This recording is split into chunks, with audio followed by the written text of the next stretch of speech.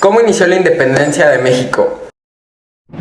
En 1806, durante las guerras napoleónicas y una vez fracasado su intento de invasión a Gran Bretaña, Napoleón Bonaparte decretó el llamado bloqueo continental, que prohibía comercializar con productos británicos en todo el continente europeo, que anteriormente lo había conquistado al término de la Revolución Francesa desde el año 1799. Pero Portugal, aliado tradicional de Inglaterra, se negó a atacar la orden y continuó sus exportaciones e importaciones con los británicos. En respuesta a esta rebeldía, Napoleón decidió invadir Portugal, pero para poder transportar ahí sus tropas terrestres necesitaba de la cooperación de España. Así nace el Tratado de Fontainebleau, que fue firmado en octubre de 1807 para atacar Portugal, permitiendo el paso de tropas francesas por territorio español.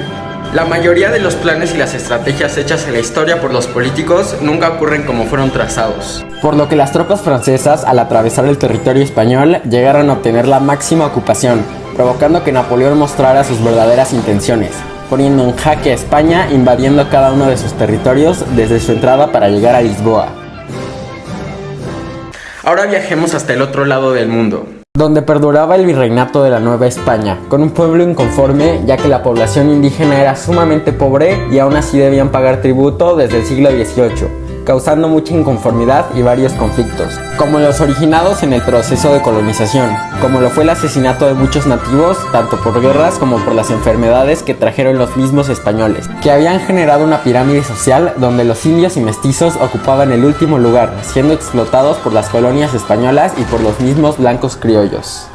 Las ideas de la Ilustración, la independencia de las 13 colonias y la invasión francesa a España sirvieron de impulso para México de adoptar ideas independentistas. Por lo que se realizaron conjuras secretas disfrazadas de tertulias literarias llevadas a cabo en la casa del corregidor de Querétaro, Miguel Domínguez, junto con su esposa Josefa Ortiz de Domínguez, donde participaron personas notables que destacaban abogados, comerciantes y militares.